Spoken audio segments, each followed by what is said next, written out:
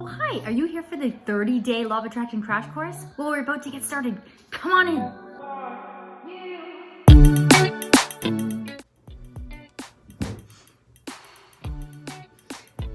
You have subconscious beliefs, limiting beliefs that you don't even know about, and they are keeping you from being happy. Hello, my positive peeps. This is Lori, your positivity princess. Welcome to the Lori Show.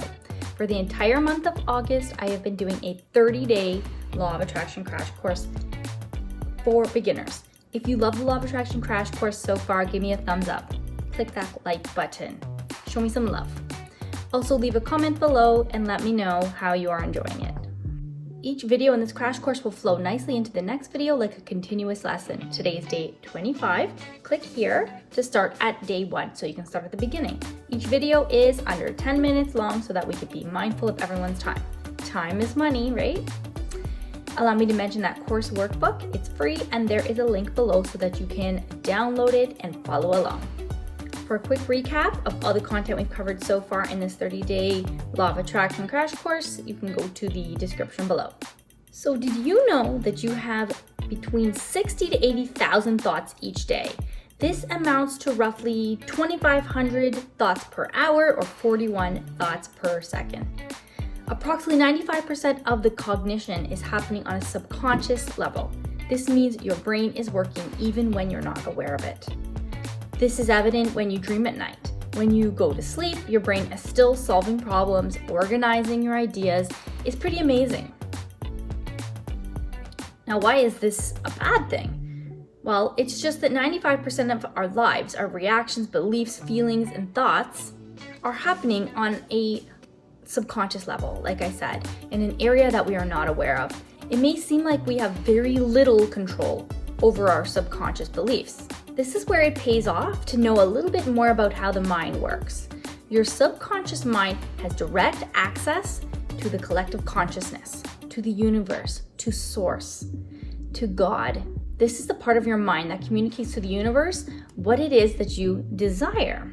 Now, how do we tell the subconscious mind what we desire if we have no access to it?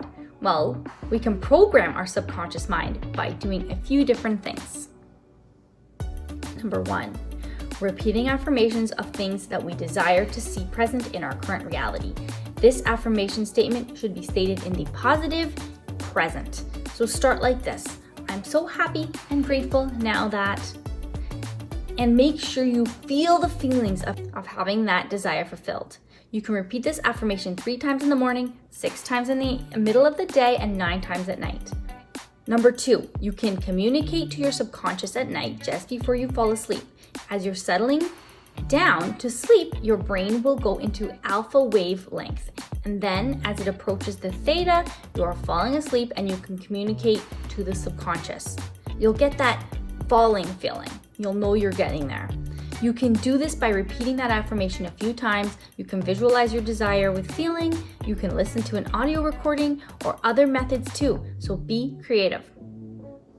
Number 3, you can be hypnotized or self-hypnotized. More on this another day because that's quite the topic.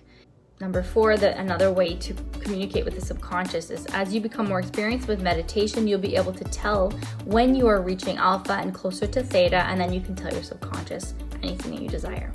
Your subconscious mind is programmed from a very young age to have certain beliefs. People teach you things and tell you things. Some of these beliefs serve you and help you to develop your identity, creativity, and independence. Other beliefs, on the other hand, are very limiting. Like, life is hard, making money is a lot of work. You have to be tall to be successful. To identify your limiting beliefs, look at your life. Anywhere that presents itself as lack, you may have limiting beliefs around that. If it is something that repeats like a cycle or a loop, then you definitely have a limiting belief around that. More on this as well in the near future. If you want to work on limiting beliefs, there's a video by Master Sri Akarshana, which shows a lovely practice that you can do.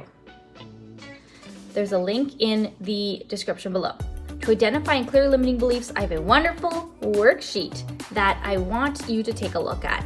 And when you have time, I want you to complete it, okay? Identifying limiting beliefs is the name of the worksheet. And again, it's in the description below. With that beautiful, beautiful long link.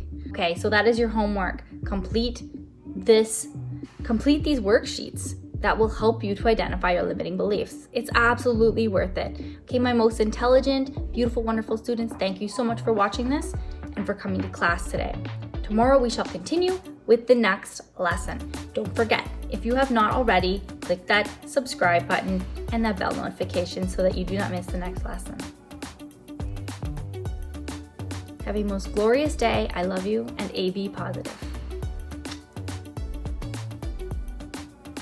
And here she is.